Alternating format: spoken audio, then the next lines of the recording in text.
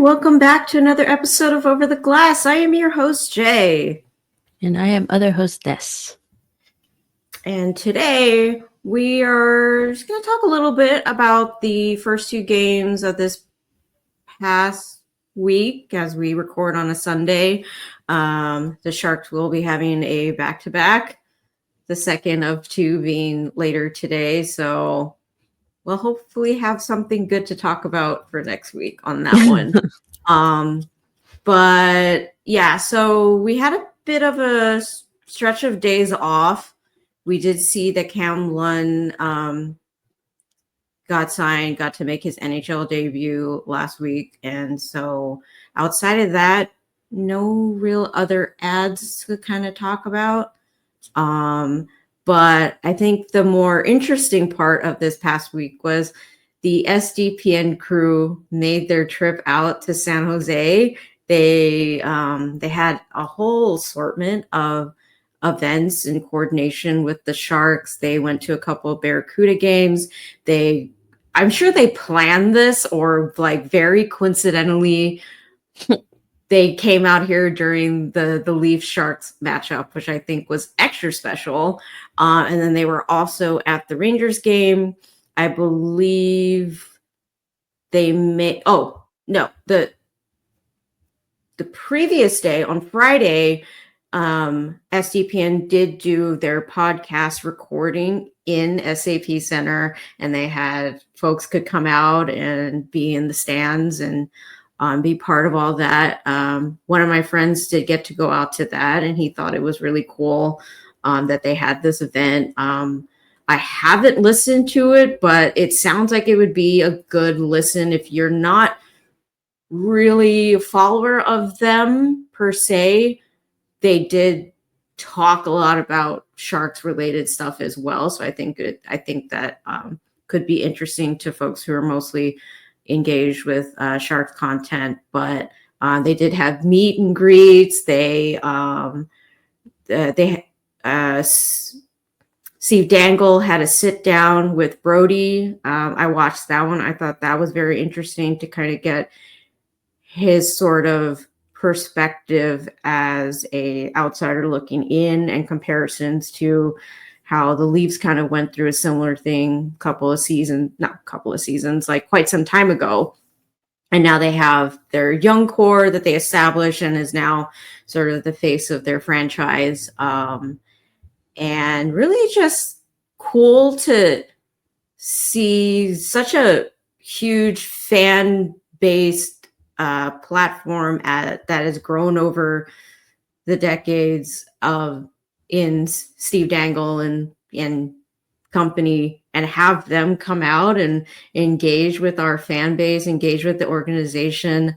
I know we talked many episodes ago that I saw they were talking about the Barracuda and how they just really enjoyed the Barracuda vibes as it's parallel to the Sharks. And I thought that's kind of where it would end, where they were just like, oh, they're having such fun out there. Like in comparison to like Toronto, is very like, we play hockey here and that's what we focus on here. And I do think we get a bit of leadway being a sort of non-traditional market for hockey, and on top of that, we're kind of down here in the cellar. Not so much the CUDA,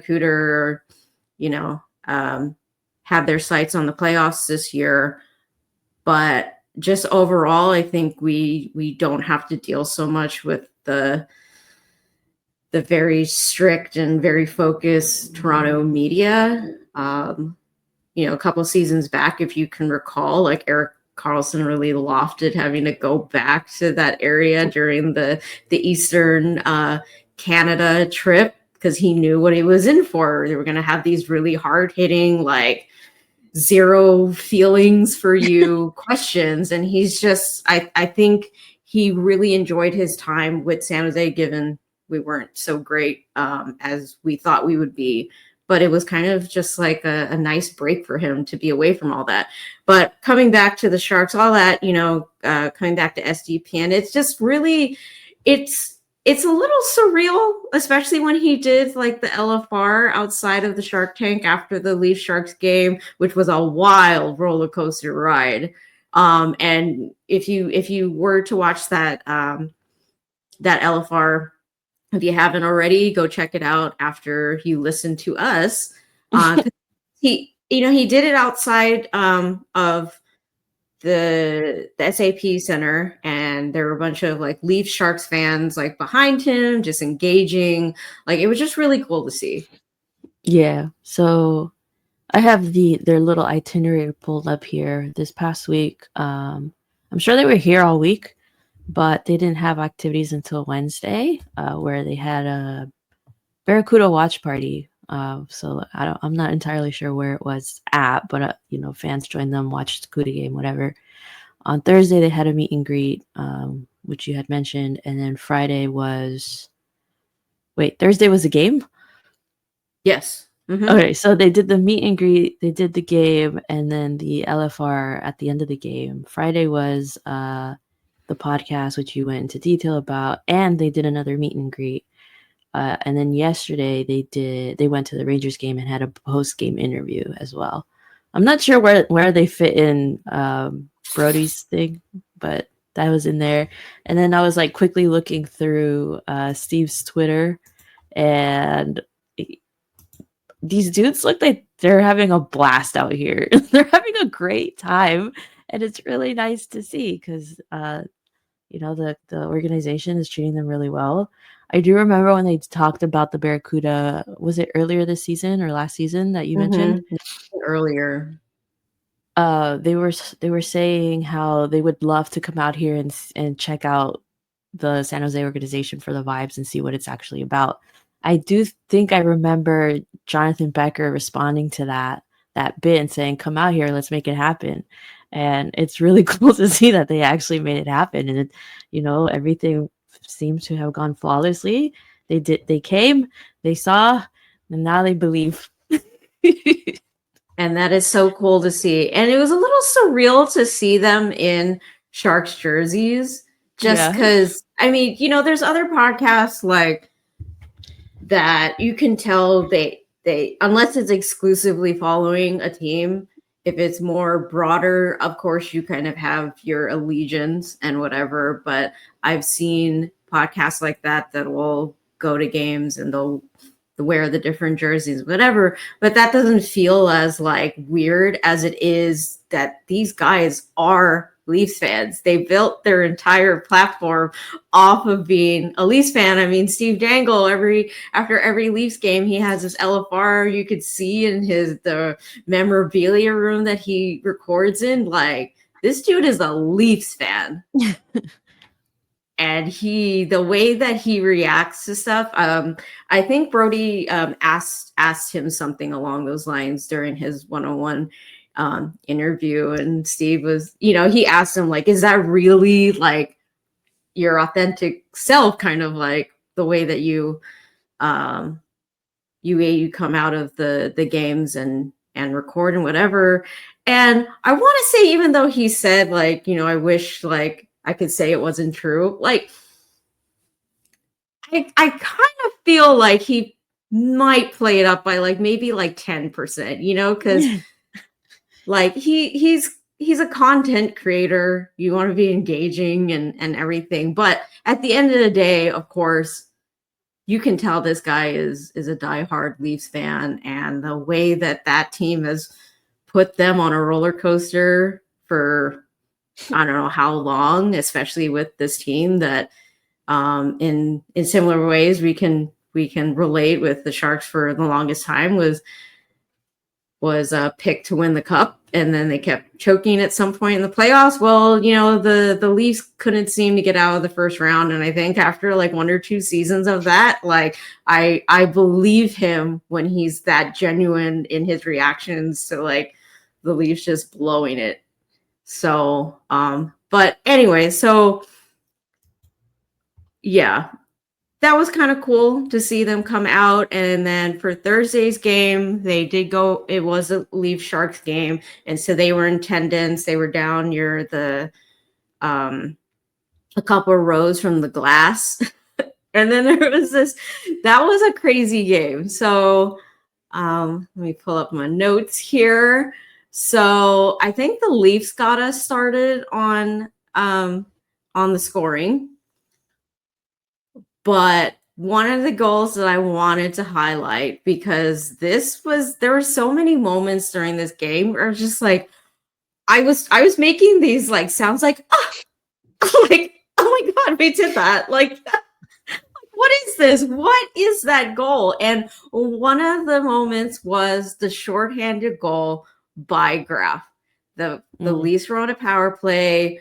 I believe they were trying to pass it somewhere near the crease, and Ferraro, I believe, was the one that retrieved it or got in the way of it or something like that. Created the opportunity for Graf to rush out of the zone, and dude was just on a mission. He was on a mission to get this down there and to generate an opportunity. And who was trailing behind him, trying to get him off the puck? Austin freaking Matthews. You've got Austin freaking Matthews on your heels, and you're like, whatever, dude. Eat my dust. Eat my dust. And Goodrow was also down there with him, I believe. He was trying to, either make room or get open, whatever it was. Like, Goodrow was down there to help him out, and Graf pretty much single-handedly made that opportunity for him down in the O zone, right past Wall, who at certain points in the game, I kind of felt bad for him because I'm like, he's not having a great game, and your team is certainly not helping you. Relatable. I've seen that before. And so I think on the first goal, I think it might have been, off the top of my head, I think at some point they had mentioned that the Leafs are number 5 in the power play rankings, and that kind of stuck in my head, and it further made it awesome for this shorthanded goal, because they said number 5 on the power play rankings, and like the Sharks on the PK are somewhere in like the mid-20s. So I'm like, oh, okay. So I'm like, all right, so we're in for a treat, right? I do believe that they did get a power play goal at some point, but just, going back to that Graf goal, just that short-handed opportunity, it was kind of like, whatever, number 5 power play. There was another great goal that I wanted to highlight, was the 2-on-1 for Winnie. Toffoli was right on his left-hand side.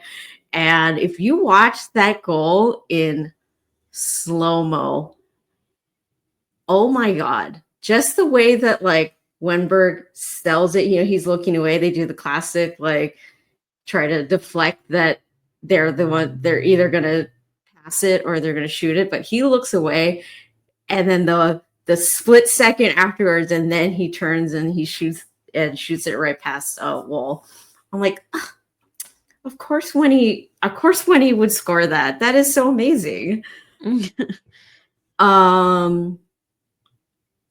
There was a goal that Austin Matthews did score. It squeaked by Georgiev.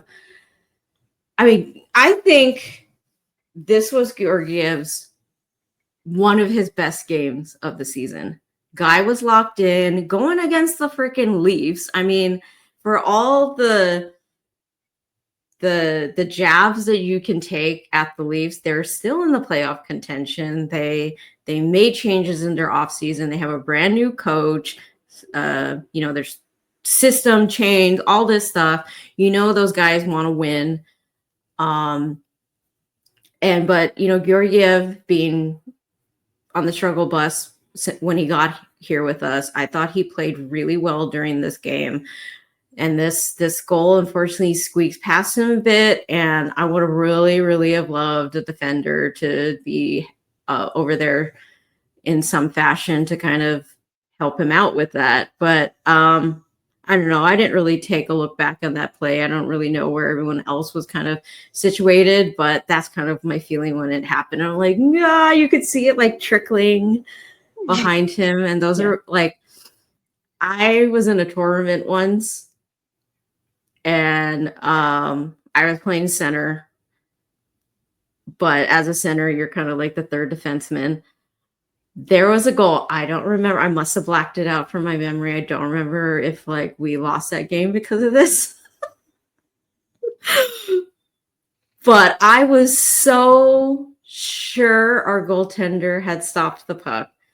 They were like battling near the left side of the post, and she was flushed down there. It looked like she kind of had everything like taken care of, and I was standing on the open side of the crease, and I remember just having my stick just parallel to the ice because I was just like, yeah, you totally have it, no worries, only to get front row seats to see the puck squeak past, and I just froze.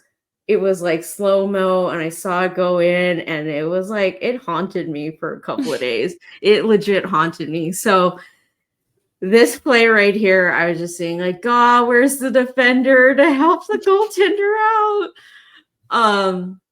But anyways, I think one of the goals that'll probably haunt Wool is the one that he gave up to Eklund. Where Bro was lined up ready to pass it to a defender, and I don't know what his team was doing, but it was like Chris Tanev and William Eklund, and like Eklund wasn't really, he wasn't coming in aggressive. He was just coming down to sort of put pressure on Wool to make a move. And I don't know if it was like miscommunication. Apparently it was, because Tanev kind of just like spun away from the net. And then when Wool attempted to make a pass to him, it hit Eklund in his skates, and then it redirected right behind Wool. And I'm like, oh, buddy. I was in shock when that went in, because I'm like, yeah, he's going to just like, of course he's going to just find a way to get it out of there. Like, you're not expecting that.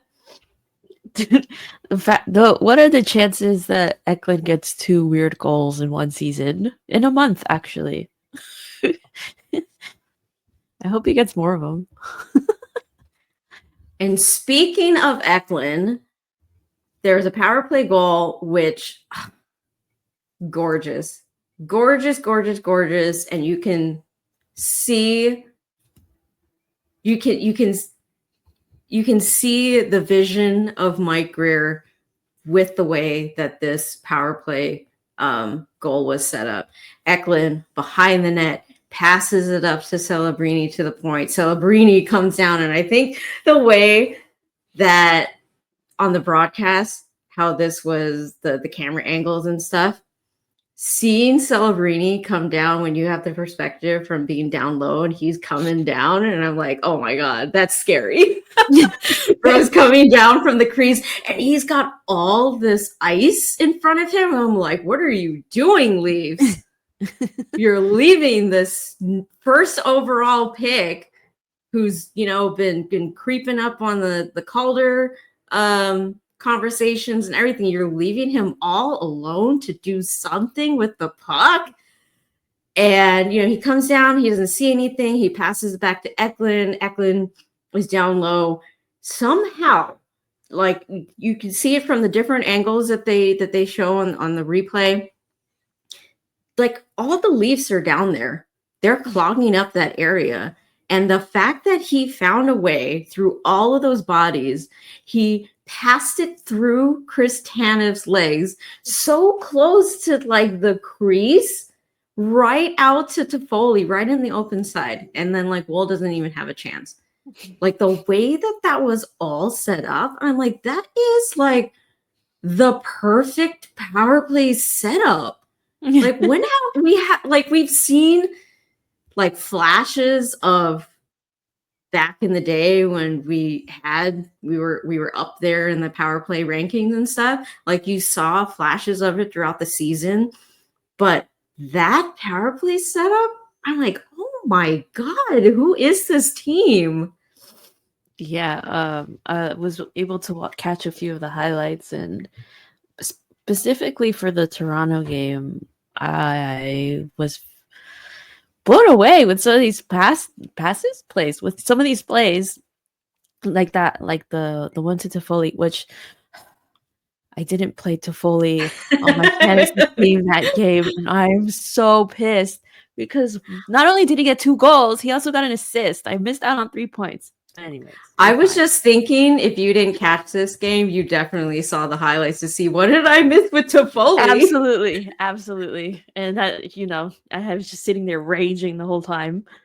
No, it was beautiful plays though, those goals. Even Wenberg getting on the score sheet, got his 100th goal of his career, was really nice. I can't remember off the top of my head who else scored because I am tired. But disappointing to see that they were up 5-3 with 1 minute left in the game. And they decided to collapse there and let the Leafs score a couple. Yeah. Yeah, like I was mentioning earlier before we hopped on, that game felt like a playoff game. I'm sorry, it was my fault. I was thinking like somewhere through like the start of the third or whatever, like this game has been so exciting, and I feel like even if it was like flipped the other way, I would be so proud of these boys, only to get us down into that last minute. They had like 4 empty net opportunities, and they just barely got in the goal and whatever. And in that moment, you're thinking, "Ah, darn!" Only for the Leafs to get within 1. And then you're like, "Okay, let's not panic. This is." And I'm trying. I feel like I was trying to prepare myself for disappointment that the Leafs would come back and then take the glory away from us from having such an amazing game. But I definitely found myself holding my breath and just looking at the clock, feel like, please. The longest minute of your life. And it was like they scored like 13 seconds left in regulation. And I just kind of like my face just kind of dropped, like, really? Right. Where they're Are still you the Sharks. kidding me? And I'm like, fine, whatever. Yeah, I do want to highlight before we get into the craziness of OT and the shootout. Domi took a pretty dumbass penalty. And I'm not saying that he's necessarily like, if this was someone like an Austin Matthews or a Mitch Marner taking this penalty, just like a couple of weeks ago when we talked about the Hawks and the Sharks and Bedard, we still don't know what happened there, but we do know that he ended up having to spend pretty much the rest of the third in the penalty box, which kind of hurt the Hawks' chances massively to get back into this game. But yeah, Osapchuk and Domi were down low in the zone, and I don't necessarily know if there was anything further that happened other than Osapchuk just being really physical down there. Like they were really battling for the puck, and I guess Domi took it personally and kind of whacked at him. And I want to give praise to Osapchuk for not engaging, at least from that's what it looked like, because the refs came in really quickly to break them up. But that was the moment that led to Domi taking the 10-minute misconduct, because he would not stop trying to hit Osapchuk. And it's like, you are an idiot. Like, it's one thing to react that way after kind of a really hard battle in the end boards, but to continue to try to get at the guy after the refs have already, that the refs are in already. Like, you've played enough games in this league, and I just feel like he just had like tunnel vision there, where he's just like, oh, big gorilla trying to get at him or whatever. And I'm just like, what is your deal, man? Like, how does this help your team? Well, whatever. Like I said, Domi's not that important in comparison to the rest of the components in the game. And, they did get to push it into OT. And there was an opportunity that nearly took years off my life. there was almost a 2-on-none on Georgiev, and I'm like, Jesus, guys. But thankfully, Georgiev stood tall against McMahon because my heart was just sinking seeing that unfold. But we managed to hang in there. There was like some technical problems during the broadcast last night because when the shootout started, the Leafs got the first opportunity, and I didn't get to see that goal at all because when the broadcast came back, they were telling us about sorry for the technical difficulties and whatever. So apparently Nylander had this like pretty amazing goal off Georgiev. I mean, Georgiev, no opportunity there. I mean, Nylander being a very talented goal scorer and whatever. So you kind of have to hand it to Nylander for getting the Leafs started on that. But then Will Smith comes in and he's like, oh, that's cute. Let me show you how it's really done. I've got some tricks too. His was disgusting. Yeah, it was absolutely. just. It made Wall look like an idiot out there, like a freaking beerly goalie. Yeah. Dude was like, he just got he had the dangles and Will bought into it and essentially was a flat tire in the crease. There was no moving after that. He was in full splits, and Smith had all the time in the world to make sure I get this backhanded goal. He had so much time, and he's like, I see you can't move. Well, watch this. Are you watching? He is so nasty with that goal. And then I can't remember who went next for the Leafs, but Georgiev stopped that person. And then Celebrini came in and he's like, I see what you did there, Smith. Here's my answer back to that. And then the game was on the line with Marner having to score. And Georgiev stood tall and said, nope, not today. I am tired. I want to go home and have nice dreams that I contributed to taking down the Toronto Maple Leafs tonight. And I'm sure he slept like a baby. What a game. Dude, even watching the highlights, SAP sounded so loud. People were roaring in there. That must have been a great game to be at. It definitely looked like a lot of fun. And I mean, I certainly had a lot of fun in my living room. I mean, yeah, like I said, it definitely felt like a playoffs game all the way down to the shootout. I was like, come on, Georgiev. Let's go, Smitty. Let's go, Celebrini. Like, everything about it, it must have been really great vibes in the locker room after that.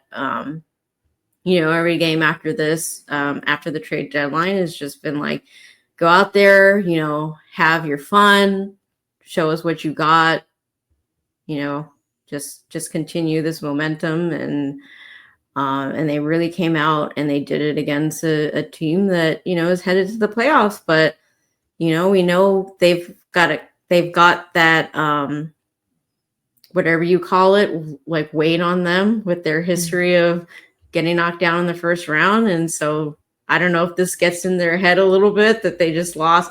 They got swept for the series against the last place team.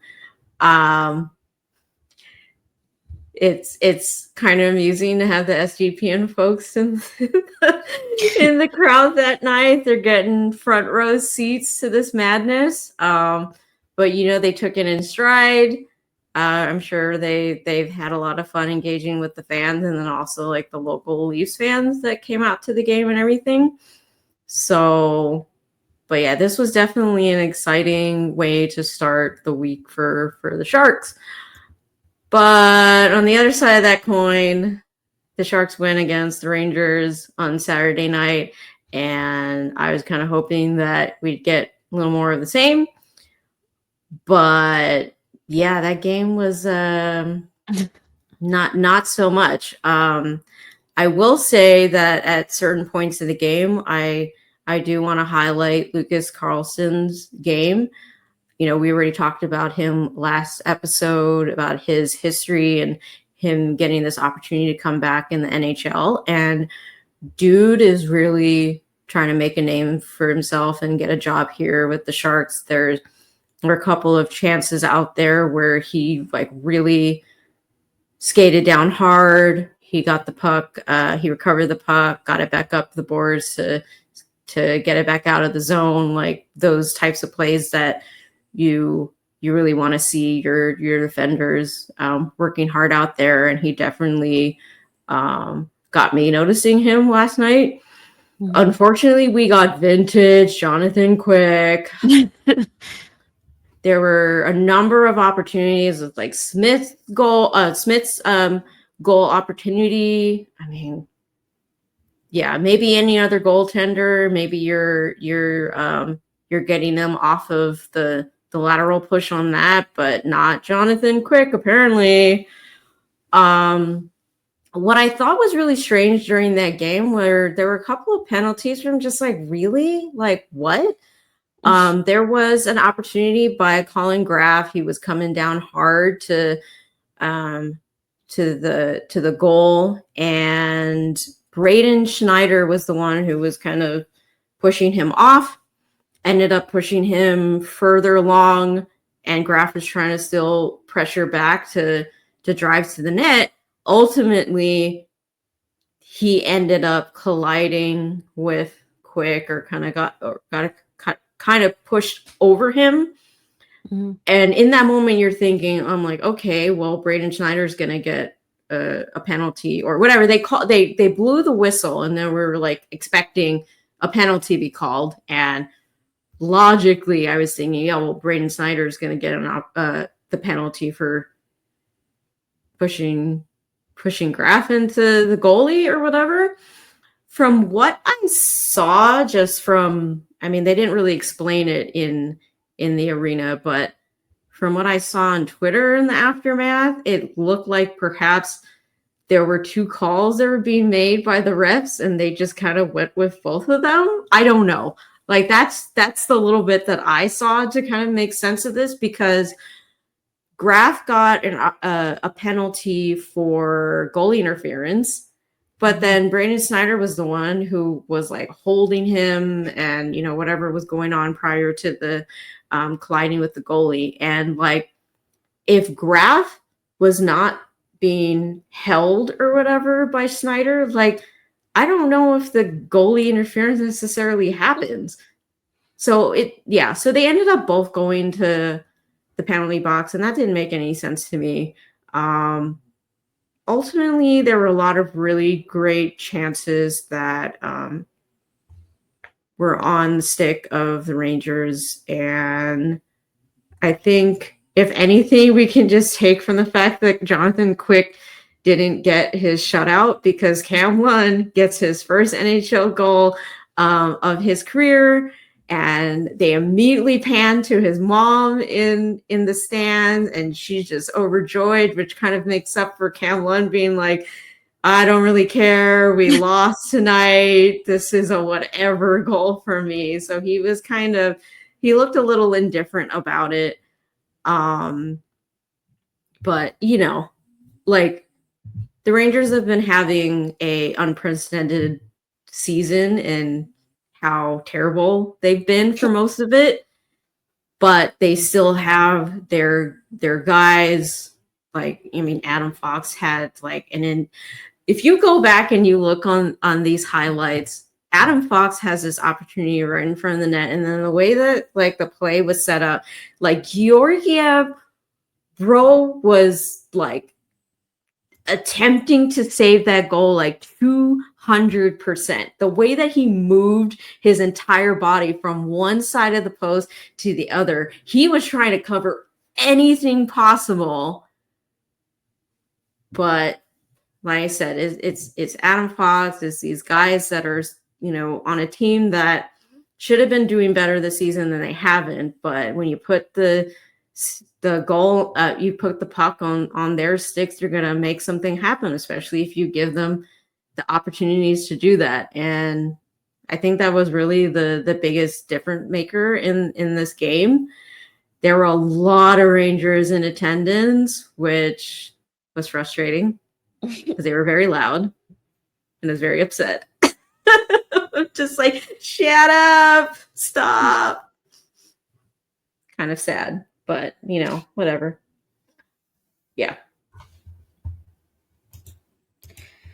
I am kind of glad I didn't catch this game. I was at another game. My buddy invited me out to the Oakland Roots game, so I was out doing that, watching some soccer. But I was keeping track of the score as it was happening. I was like, what is this? What's happening? After such a fun, exciting game Thursday, how disappointing to open the app to see a score of 4-0. What the hell is happening? I think they were probably a little upset with themselves that they lost to the Anaheim Ducks. I think this was the second of their back-to-backs, I believe.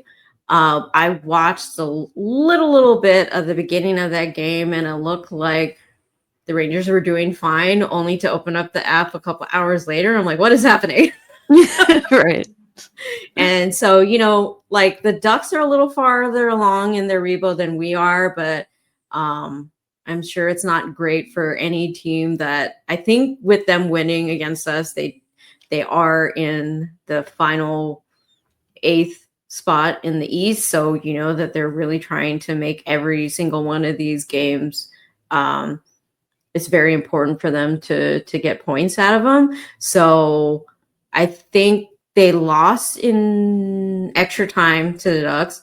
So, they probably were coming out and trying to make sure that they didn't suffer the same fate against us. And like I said, vintage Jonathan Quick making some of his amazing saves that I hate to talk about. But yeah, it was just one of those games where I'm like, well, yep, they're just gonna go to the videos and review what's happened and move on. Yeah, we don't like to give praise to former Kings here. Only one at the moment, in Tyler Toffoli. I was hoping Toffoli, I'm like, you were on the same team as him for a bit. Right. Like, you've got to know his weaknesses. Come on. Right. I guess it didn't really happen. Before we close out on game talk for today, I do want to highlight from the Leafs game.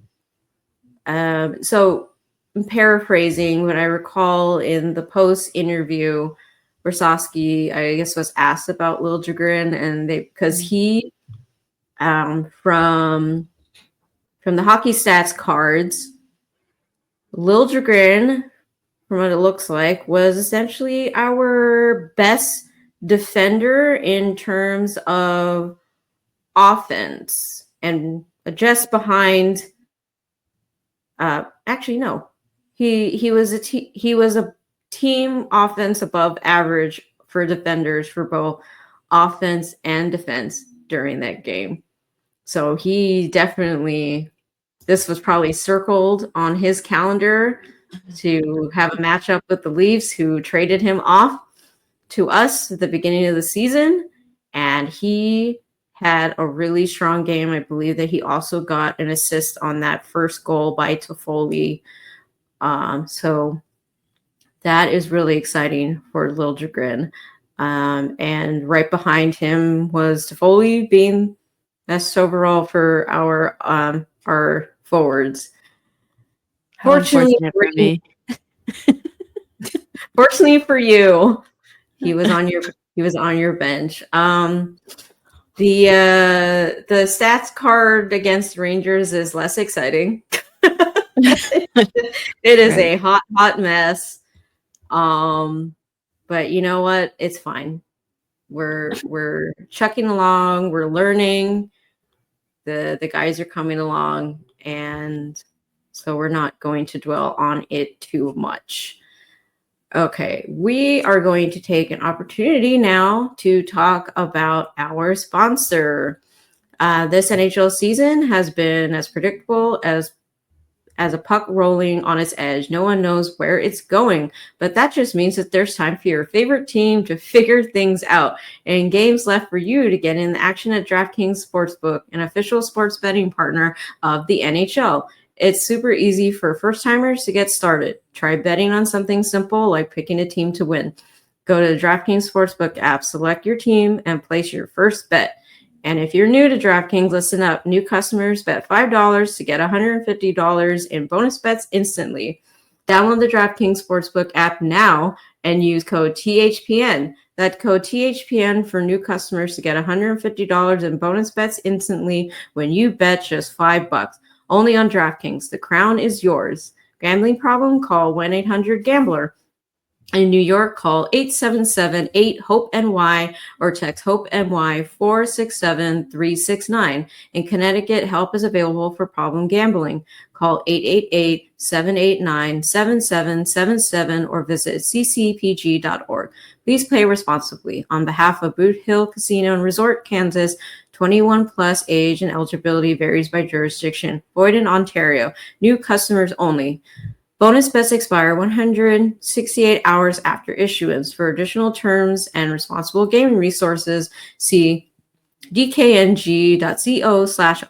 NHL and the NHL Shield are registered trademarks of the National Hockey League. NHL and NHL team marks are the property of the NHL and its teams. Copyright NHL 2025, all rights reserved. And so the money line for Monday is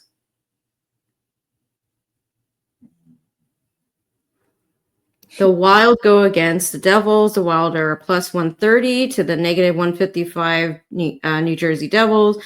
The Predators go against the Flyers. The Predators are plus 105 to the negative 125 Flyers. The Flames go against the Avs. The Flames are plus 205 to the negative 250 Avs, and the Stars go against the Kraken. The Stars are a negative 162 to the plus 136 Kraken. So go out there, get the app, and place your bets if you'd like. Yeah, I can't believe it. So Steve, I don't know how to pronounce his last name, Warrior, used to be the assistant general manager to the Florida Panthers. I can't remember what year. He now writes for Puckpedia and wrote an article about how great Greer is doing with the team and the rebuild. I read through this a couple days ago, and I'm gonna see if I can remember some of the good points on there. But he basically talks about how Greer is like, when he came in, he scrapped a lot of the big contracts from the get-go in like Brent Burns. I can't remember if he's the one who dealt Carlson or not. Yes. Carlson was off the books. We sent away Hurdle, all of the long contracts that we had. He basically got rid of them by trading or whatever. Obviously some of them are still a little bit on the books with retaining some of that salary and stuff, but once those are off, like, we're basically starting from scratch. And so he kind of goes into detail about how that works and how it's very rare for a team, even a team like who came in through the expansion draft, like Vegas or Seattle. When they drafted, they're basically getting a mix of veterans and young guys at the same time. It's coming in like to the league as if they were already a team in the league, right? And so this isn't a very common occurrence in sports in general, but like in hockey, we're basically at a clean sheet with only Couture, Toffoli, and Goodrow on the books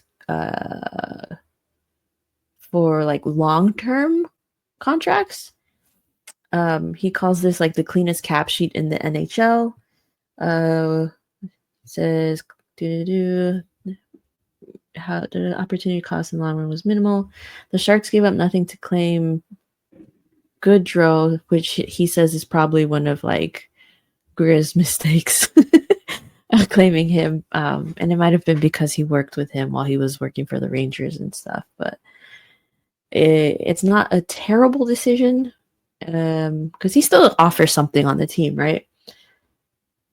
Then he goes on to talk about the young guys and how well they're doing, and then talks about where he can go next, which I think is like the big part in this. So he says 2 paths, big decisions. I think there's 2 directions Greer can go from 2 directions Greer can go from here. The first is to fill out next year's roster with a bunch of lower tier veteran free agent and cap dumps from other clubs, farm more picks at another deadline, and hope to end with another lottery pick and a shot at Gavin McKenna in the 26th draft. That's conservative. It could work. It's boring. That's basically what we've been doing these past couple seasons, right? We're used to it. It's been working. Why fix something that's not broken, you know? The other direction is to go all in this summer and break open the competitive window right now, understanding that the best way to build around Celebrini and Smith is to add more players like Celebrini and Smith. To do that, the Sharks could attack on 2 fronts. 1, sign a transformational free agent like Mitch Marner or Nikolai Ehlers, and 2, deploy an offer sheet with a AAV in the Wyatt Johnston range, which is about $8 million, to lure an elite young player like JJ Peterka or Matthew Nees, Nice. or a sneaky good RFA defenseman in Winnipeg's Dylan Sandberg to start building out the back end. This latter strategy could work for the Sharks. They have infinite cap space and multiple first round picks in the next 2 drafts. And so like he goes on to explain that a little bit. And I was kind of curious to know your thoughts on that, because how crazy would it be if we actually landed Mitch Marner and free agent? Okay, first of all, let's talk about how the Leafs did not trade Mitch Marner or have offered him an extension, which is, I don't know their cap situation, but I'm assuming it's a cap issue thing. Like most teams come to this freaking, what do you call it? Fork in the road. But he will be a free agent this coming off season. And people are speculating, like, if he leaves, the Sharks could be a good place for him to come because we have good vibes. He has ties to both Patty and Thornton, which they did spend some time together while they did visit for the game on Thursday. People are like, what if? Which could be cool.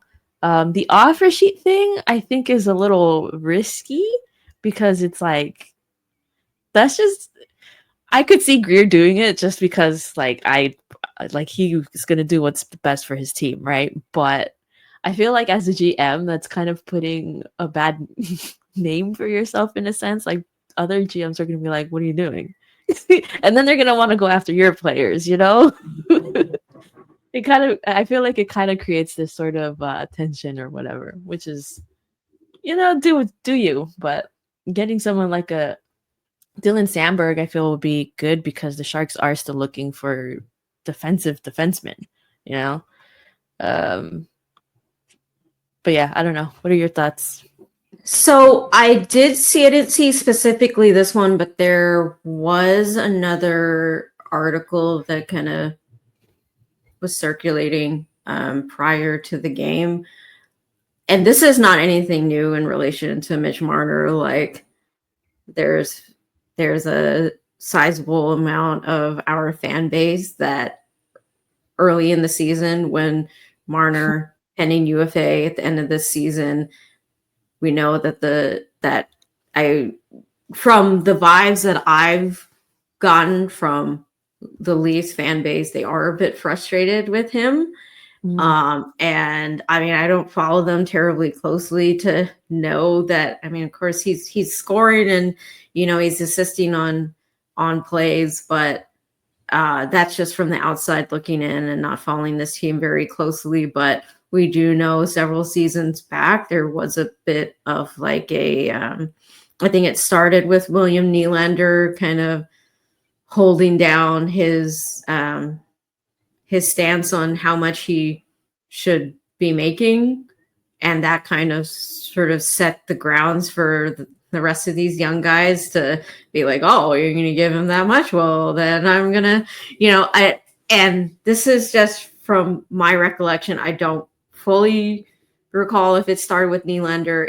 It could have started with another one of these core guys, and Nylander was kind of like the catalyst to make waves in terms of not settling for what he was being offered. And currently Matthews is getting paid 13.250 and Nylander is making 11.5, and this is all for the next couple of years moving forward.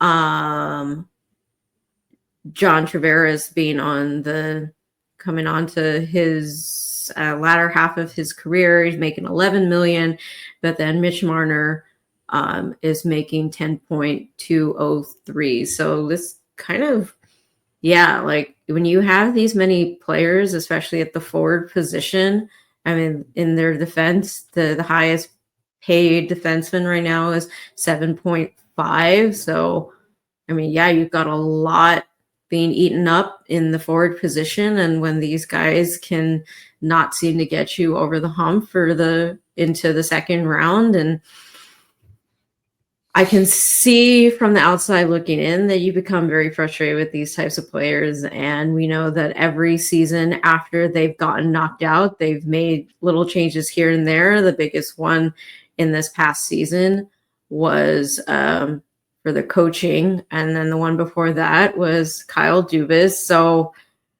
I guess I'm not terribly surprised that nothing has happened with Marner, but it is going to be interesting to see, because, of course the Leafs should try to get something out of, moving him, to have him walk in the off season. I don't think that goes over very well for the fan base. And,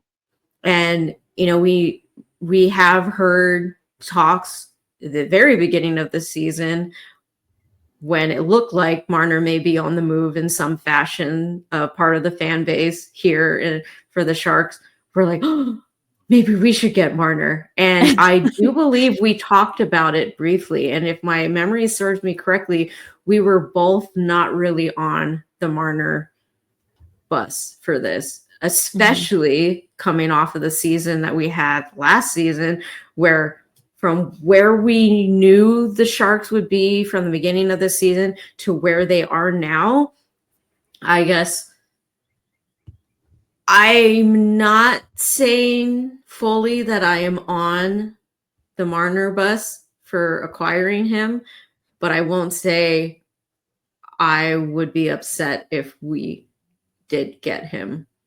I think it'll be interesting of a move for Greer in terms of setting the tone for next season, because Marner is 27, and that's kind of, ideally you'd be on a team for his level of talent. He would be on a team that is kind of in playoff contention and trying to win the cup.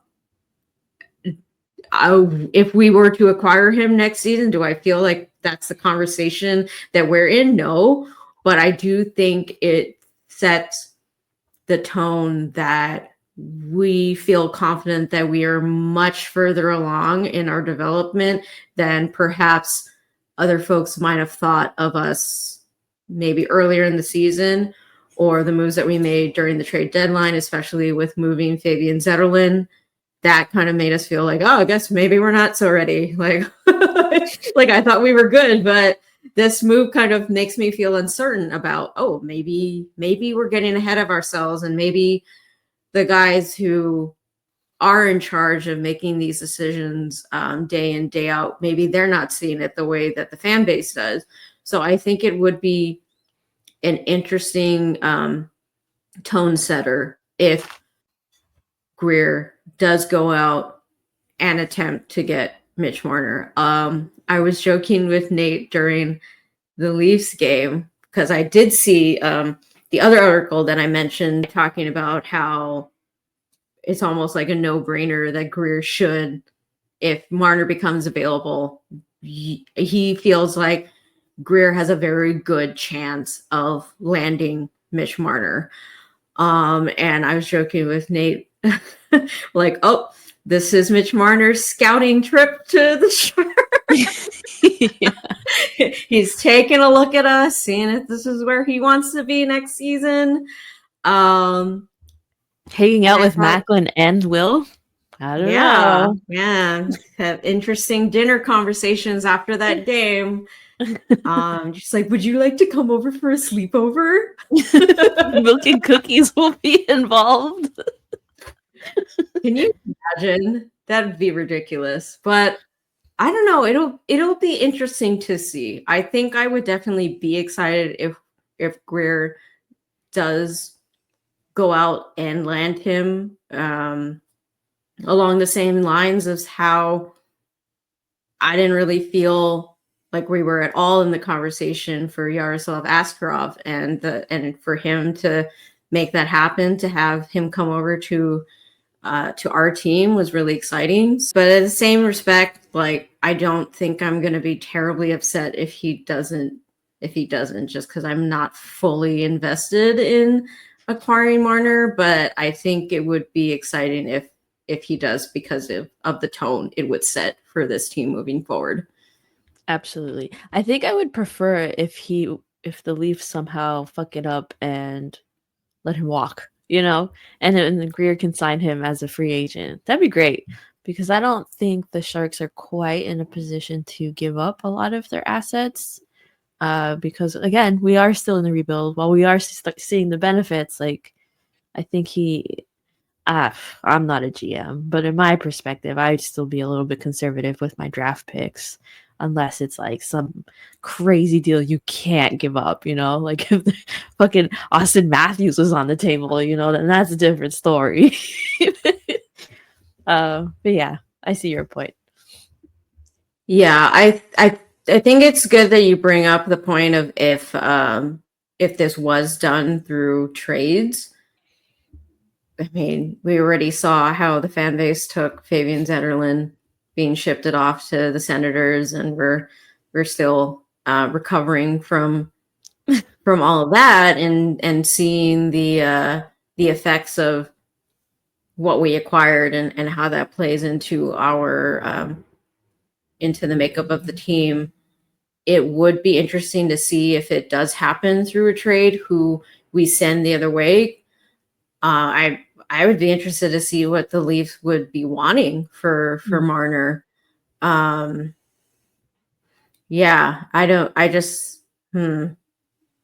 Yeah, I think it'll be interesting to see if it happens that way.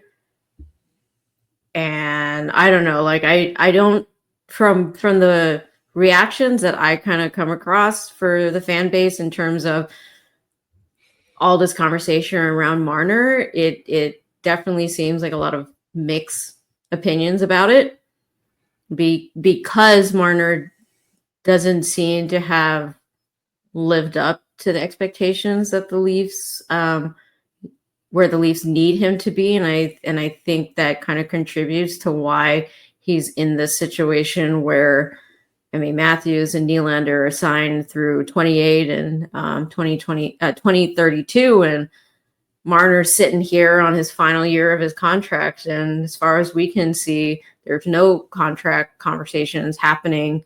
We don't really know too much about what's going through Marner's head, and, any conversations he's had with his agent. I do kind of feel like, in addition, I think the Leafs are a little hesitant to not so much give Marner a contract, but locking in yet another one of their core guys to a long contract when year after year they can't seem to get past the first round, given that one year when they made it to the second round and they only got one win, I believe. Yeah. So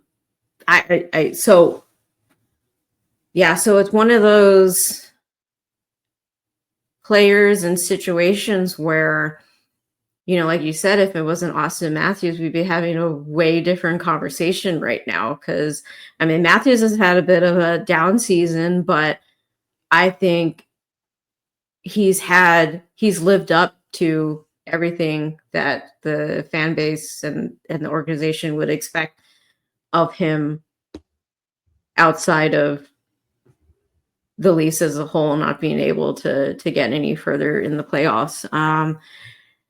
But the other guy that was mentioned in this article, Nikolai Ehlers, I don't know a whole lot about him outside of like fantasy and how frustrating he is for me.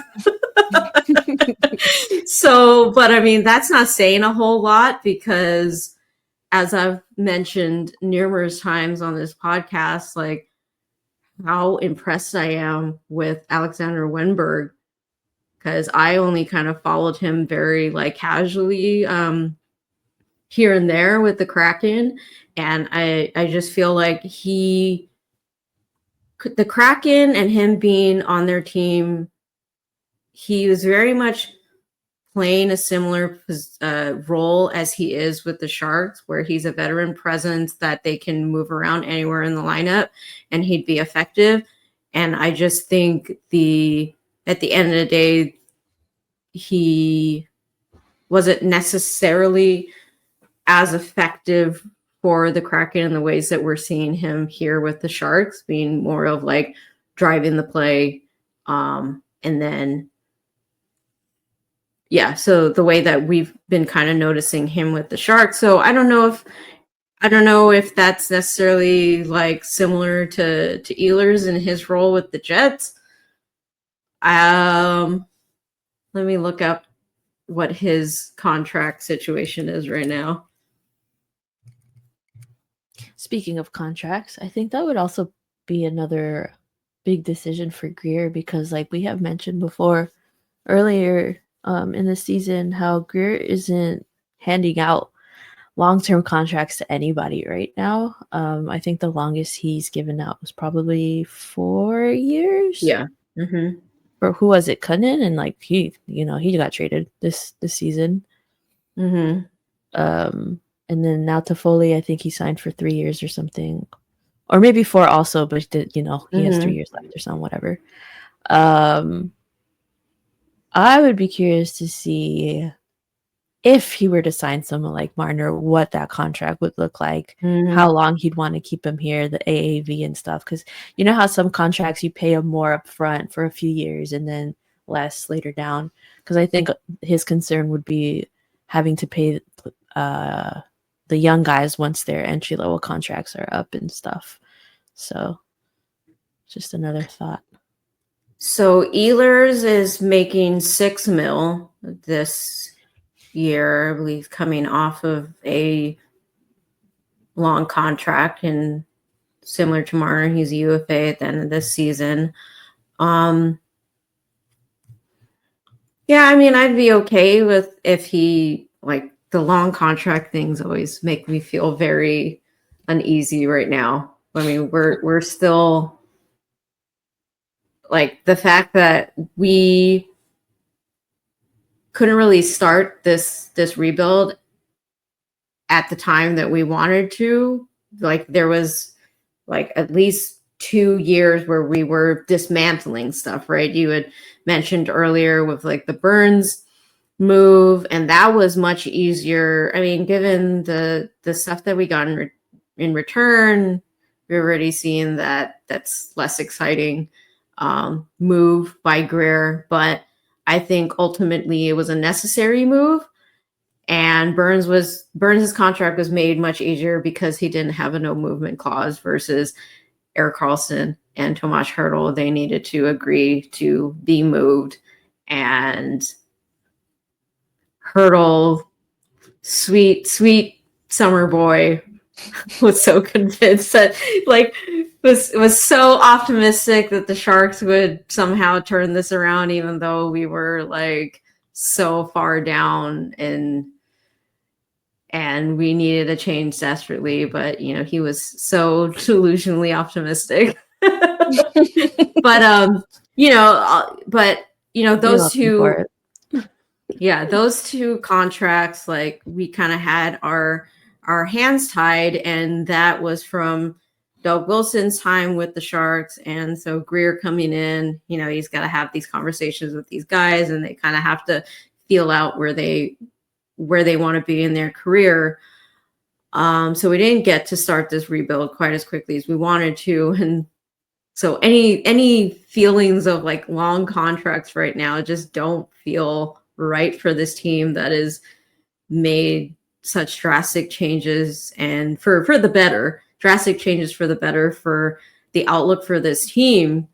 But as we mentioned a couple of episodes ago, Greer is hoping that this teardown during the trade deadline is the last time we're going to have to do this, and we can start looking to the future. So going back to what I said, if he does sign someone like a Marner, that will definitely kind of set this this expectation for next season. But I guess I don't really see him signing a super long contract for anyone he brings in, just because we have yet to see it. And we're not GMs. We don't know. Like, we're just excited to see exciting hockey. And if the level at which we're playing right now is like worthy of signing someone for long term, then I guess we're just gonna have to have faith in that. But I guess I don't really see it. Yeah. Yeah, in terms of like the offer sheet, I think that'll be a side of Greer that we've yet to kind of see. But I'm down for whatever he needs to do, as long as he's got, like, he's not doing anything that causes the players to be upset with the situation. Like, I think I would welcome any sort of aggressive moves that he tries to make in the off season to get us out of the cellar here, because I don't think we're in a position anymore to necessarily be playing it too safe. And I wouldn't say that he's exactly known for playing it safe, but he's definitely more of the moves are very strategic in from what we've seen. Very well calculated. Mm-hmm. Okay, so pull this up here now.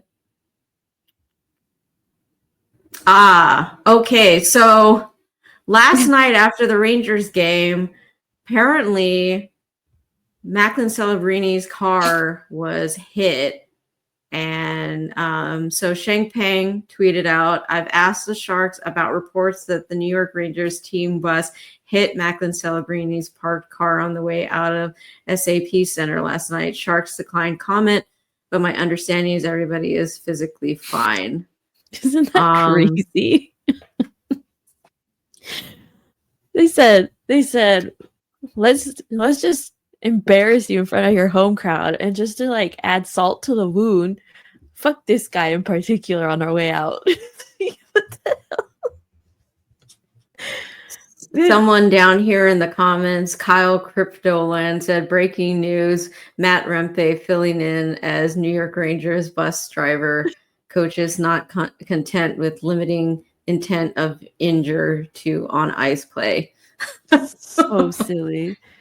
I saw other fans posting videos of Macklin calling his insurance company, and like he's like so stressed because they flew out to LA last night, right? Mm-hmm. So he had a plane to catch. Whoa. Anyways, I thought this was really funny. People are silly.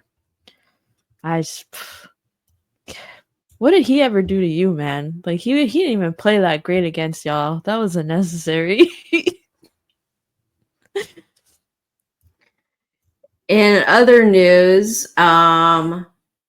there's been some talk leading into the eventual draft of this off season, where there's a lot of conversation around, like, I've seen like 3 main names being circulated around, two of them being at the forward position and one particular being a defenseman. And we're down here once again with the Blackhawks fighting for last in the league. The Hawks have been kind of doing okay, but we're closing in on the gap here, and I don't know how I feel about that, because if we're going to be down here, I want to give us like the best odds to get best opportunity in this draft. And I do believe my sights are on Schaefer being the defenseman that's going to be the among the top that you can choose from this draft. And so from Frank Saravelli, he says, if Chicago were to win the lottery, given the defensemen that they have in their system currently, the last thing they need is another defenseman. And Stephen Ellis from Daily Faceoff says, if I am Blackhawks and I get the first pick, I'm taking Michael Misa right now. So I just wanted to highlight this because, yeah, the Hawks don't need another defenseman, so stay away from Schaefer. Because we do. Yeah, we need some more defensemen. And I mean, if you're in a situation where your ideal pick is no longer there, of course you're going to take the next best opportunity. But I don't know, we don't know terribly well the Hawks makeup in their prospect pool and whatever. But if they're hurting up front, I mean, Bedard sort of leading the charge there, and from what I've seen, he doesn't necessarily have like a Celebrini Smith dynamic with anybody. Like last night against the Rangers, with everything that was going wrong for the Sharks, there were certain moments where at one point I made a comment of like, Celebrini made a pass to Smith that unless you spend as much time as they do together, you're not making that play. Like we talked earlier in the season, or in any situation where a big roster shakeup is made, especially like even at like the game level where things are not going well for the team, they're not producing, and then you see like the line shuffles. They're trying to generate, chemistry and create opportunities. But the downside to that is then you're also shaking up the chemistry of the lines that you've held together for a while and seem to work out well. And so there's the potential that they look like a hot mess out there because they don't play together. But there were times during last night's game in particular, because I just happened to notice them, where there's no way that pass or that play happens from Celebrini to anyone else on this team unless he's spent that much time with that other player. And we know how much time these two spend together. I made the joke of they must go to bed and share, and their bedtime stories are the plays that they're going to make the next game. Like they must talk about this. When they're at home, like playing home games, they'll call each other and just reminisce about the game they just played. Like there are just some plays where I'm just like, that just does not happen unless this exact scenario between the two of them just having. I said they must share the same brain, because I don't know how that happens with any other player. It's like he literally wasn't looking. Smith was definitely expecting it the whole time. So going back to the Hawks, like from the little bit that I've seen with this franchise and the way that they're building up, currently they don't look like they have a sort of dynamic like that. And it's kind of all sort of falling on Bedard's shoulders in terms of who they have up front. And so I don't know, but at the end of the day, we'll have to wait until July to see how the chips all fall into place, whether this even means anything at the end of the day. Because if the Sharks end up getting the first pick, it almost seems like a no-brainer that because we're trying to solidify more of our prospect pool in the defensive role.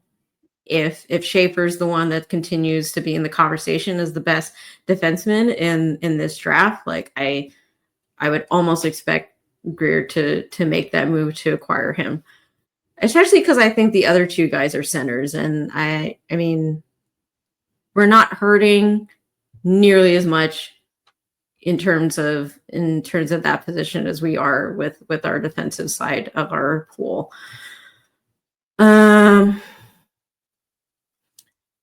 But in other news, speaking of more Shark stuff, but in relation to the Flyers, Tortorella was recently, I believe he was the one who stepped down, but don't quote me on this because I just briefly saw things along the way. But when the news came out that John Tortorella was being let go, or whatever case may be, he's no longer going to be the coach of the Flyers. Wersofsky, having connections with Tortorella, Shengpeng said, Wersofsky on mentor Tortorella, he is the finest human being you'll ever be around. So we don't know him on any personal level. We just know him in terms of him. That sounds like a lie. The lie detector has determined this is a lie. But yeah, we've mostly seen Tortorella, that guy who is going to jump over the bench to really show you how he feels, or jump in hurdles over his players. Yeah, if we go back even further, he's trying to get over the glass to get some heckling fan or whatever. Like, this guy is piece of work. Yeah, he is a character. But I feel like he's kind of settled in over the years, and he's still quite entertaining, to say the least. But we don't know him on a personal level, so I'd have to imagine that there's some redeeming qualities to putting him behind the bench, especially if you're developing young guys and whatever. I wouldn't say I would want him behind our bench. I think we're pretty good with what we've got here. But I'm mentioning this because later in the week, apparently there was a situation between him and Cam York, but there was some information that got put out. The Flyers, when I had a game, and the NHL News reported the Flyers dressed Cam York tonight, but he had 0 shifts and 0 time on ice. Coach Bradshaw says it was a disciplinary issue and he will play Saturday. So we talked about this briefly before we hopped on. I don't really think I've ever seen this. Usually if something like, we hear reports of like, oh, the guy was late to practice or something like that, and then you see that they're a scratch for the game and they've got to sit down in the press box and they don't get to play, and that's how that's the disciplinary action that we see. I have never seen a player have to dress for a game and they literally have to sit on the bench, all their buddies hopping over the boards, getting to play for 3 hours. No, you just got to sit here and you've got to watch them. Like, I just think, like, this is some shady, passive-aggressive craziness that I don't think I can get behind. With all that said, we still don't know what happened. later, earlier today, I think. Let me check. No, a couple of days ago, they did follow up. They probably asked this after the game. Frank Saravalli tweeted this. Further to Kevin Kurtz's report, sources clarify that there was no physical altercation between Cam York and John Tortorella, but a heated verbal exchange that led to York's discipline last night. Flyers couldn't scratch York because NHL rules don't allow teams to voluntarily play short. So, okay. I guess in this situation, it really wasn't like I guess they probably would have preferred to just be like, no, you're not playing at all. Get in the press box. But because they had no other guys, I guess, or the timing of this, whether they already submitted their lineup and now they no take backsies. They're like, well, no, we're still upset with you, so go ahead and get dressed, but you're just going to sit right there at the end of the bench and you're not playing at all. I'd be pissed. I'd be seething. You'd be able to feel the heat coming off of me with how angry I am. That's so annoying. So I don't know, man. That's some crazy stuff, but you know, those are some vibes that are not at all over here where we're at. We're just chilling. We're having good time. So good luck to Flyers fans out there, because what is going on with your team? So Cam York, 24, I believe he was drafted by the Flyers. Yes. 14th overall by the Flyers in the 2019 NHL entry draft. So, I mean, look, we know John Tortorella is a very opinionated and very wears his heart on his sleeve to an extreme extent. Like, I don't know how I would handle myself if I was in the presence of this type of coach. So I don't know where at all, or whether it was justified or whatever, but the situation as it ended up happening, that is not great vibes to have in your locker room right now. So don't know too much else to say about that, but did he voluntarily step down or was he forced to, you know? Mm-hmm. So what are we talking about here in terms of fantasy? What do you want to put out into the world? Man, I was hoping I was going to have a better week. Someone suggested we should talk about fantasy this week, and I was like, depends how I'm feeling. I'm not feeling great. I'm getting my ass kicked right now. I'm very upset about it because it is playoffs. It is the semifinals. Was very close. I was very close to making the championship, but I cannot foresee myself making a comeback at this point, you guys. I am upset. I'm ready for the handshake, the lineup of, you know, like the game. This guy's kicking my ass. I don't even know him. He doesn't even watch hockey. Dude, even my friend, who this is his first time kind of keeping up with hockey, his first time playing fantasy hockey, he's also like kicking ass. And so these guys are just having beginner's luck. They're gonna make it into the championship, and whatever, man. I don't even want to go. I'm just here. I'm chilling. One of my friends from work that is participating in our league and did not make it into the playoffs. I was talking with him during the first round of our playoffs just to get his like feelings about the season. He very much like he wasn't necessarily aggressive in how he was participating in it, but he did say essentially he was running off of information that he knew about the league, but it wasn't updated. So the guys that he chose during the draft, in his mind, oh, these are good guys based on what I remember about following the league more closely. And for instance, like Teravainen, he drafted him thinking he's still on the Canes. And then realizing, oh, he's now on the Blackhawks.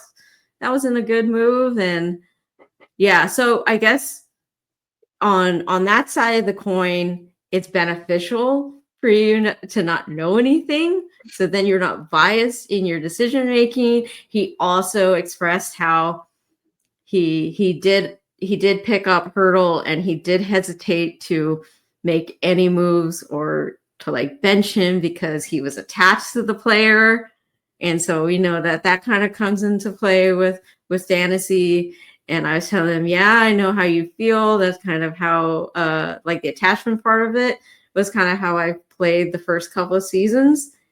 And once you're able to cut the cord on that, I think it helps you in the long run.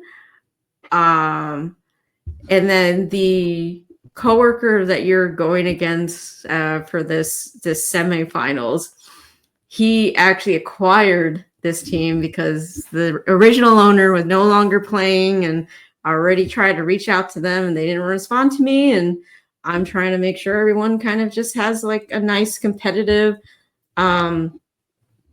experience, and not having all of these like teams that make it into the playoffs and it's just like a zombie team not doing anything. So I persuaded my other coworker who's played fantasy football for years and does not know a thing about hockey. Told him, hey, I told him this team is actually drafted really well. All you have to do is press the start button. They're doing great. Yeah. Like some of the guys that he's like, I've tried to be very, very hands off with him, not making any sort, like if he comes over and asks me something, I'll give him some advice. I'll give him some general knowledge, especially with like the goaltenders. Like that's a bit like of a new situation from him because there's not really anything comparable, I want to say, to football in that regard. Mm-hmm.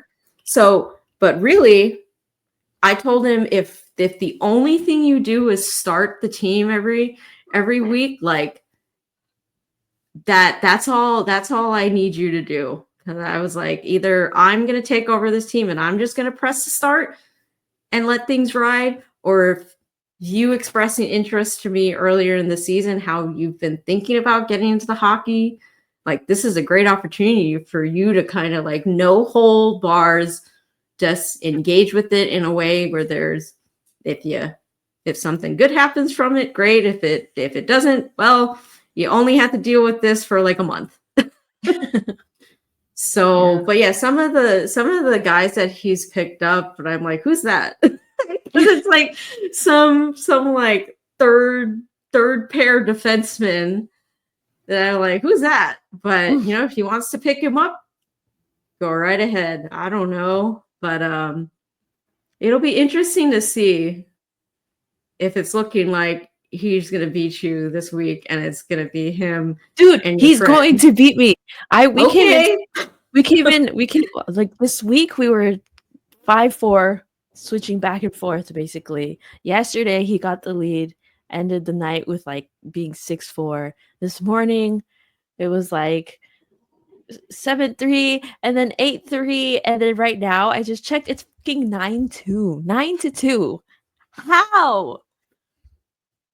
Mind you, I still have games, like, I only have like 4 players playing at the moment. And I have time to make some moves if I need to, but like, what the fuck, man? I thought I'd be at least give him a run for his money, you know?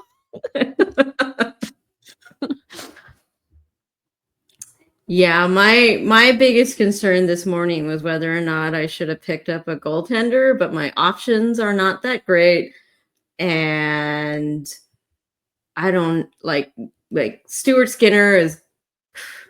The Oilers are just a hot mess, you know, and like Stuart Skinner has been out for most of this week. So I've been having to juggle goaltenders. I dropped Markstrom just because the Devils are being a hot mess lately without Dougie Hamilton and Jack Hughes. Like, I don't even know what's happening over there. And I'm like, I can't handle this anymore. Goodbye.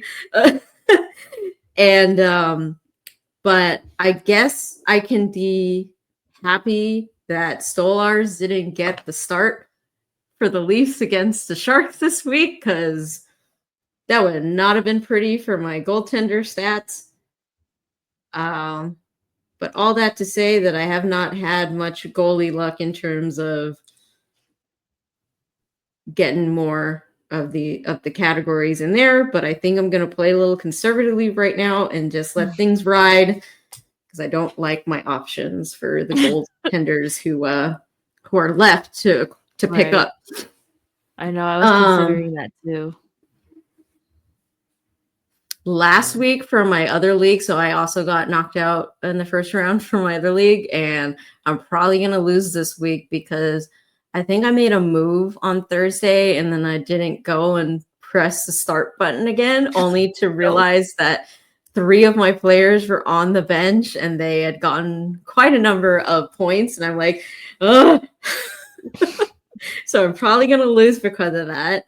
And last week when I was in the first round, my team just zeros across the board, just did not, they all decided to boycott me.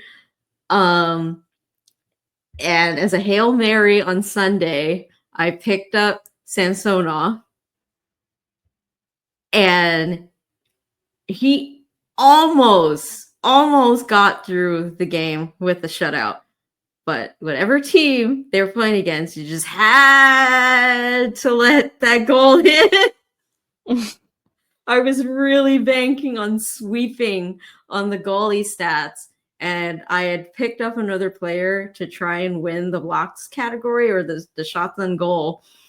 But either way, I mean, I didn't get the goalie stats that I wanted. And at the end of the day, I think if I had, I think I still would have lost because I didn't get the other category that I wanted to. So I'll say,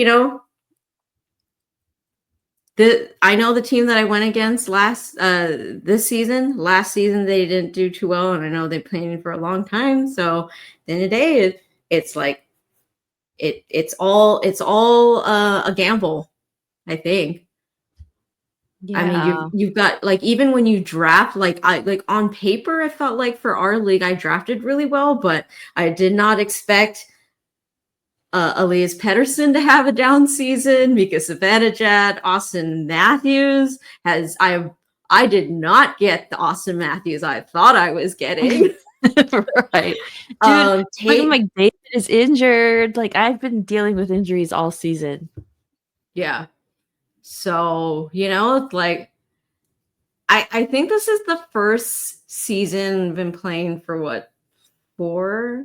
This is my 4th season now that I'm playing fantasy. Like, I think this is the calmest I've played, where I've looked at my app and I've been like, whatever.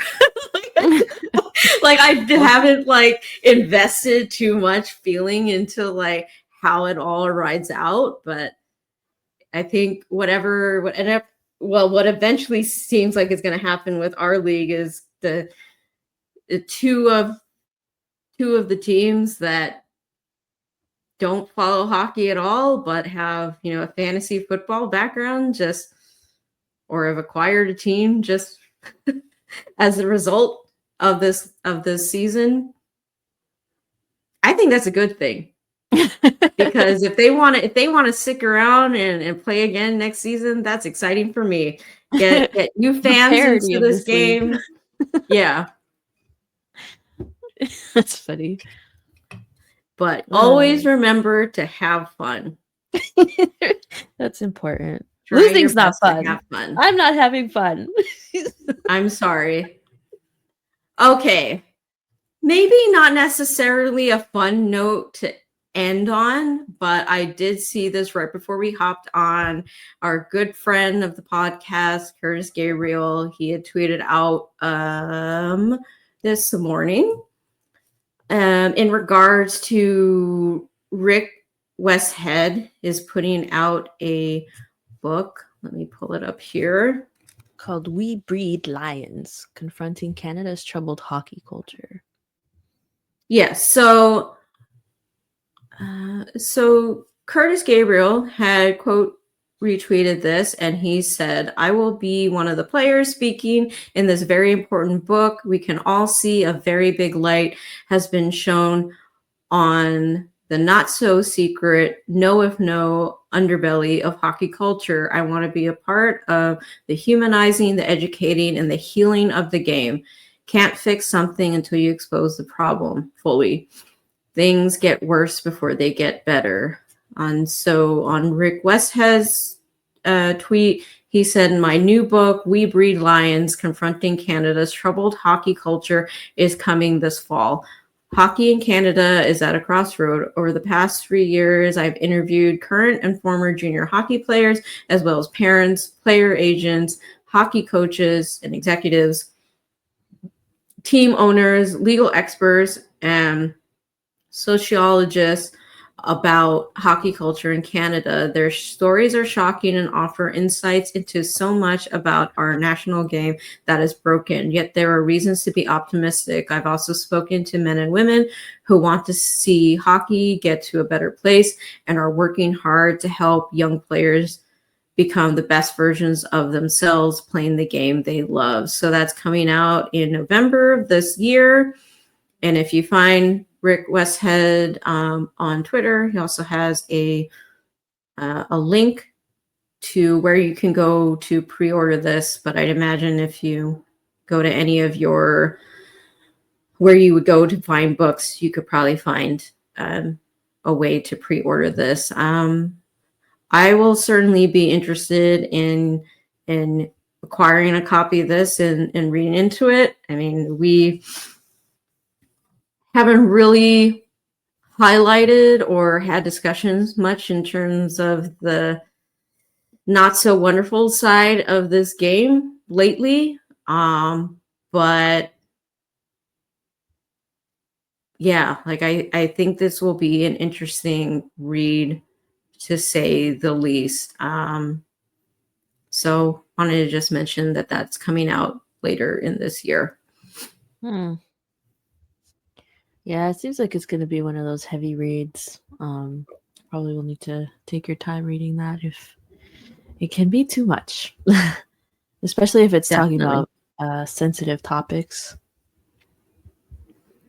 Definitely. So yeah, looking forward to that. Looking forward to seeing what Curtis has to say in regards to that. But yeah, other than that, that's kind of all we got here. Later on today, the Sharks will be playing against with LA. They went down to LA. Yeah, they'll be playing the Kings tonight at 7 so or something. Hopefully we can bounce back from not so great showing against the Rangers. The Kings are apparently trying to make it into the playoffs, and for the most part, I don't really think that they've been. Like early in the season, they struggled with Doughty being out, but for the most part, they just have, I don't know, been nothing to talk about. But they're apparently second in the Pacific, so maybe we just don't pay attention to them, which is not any breaking news.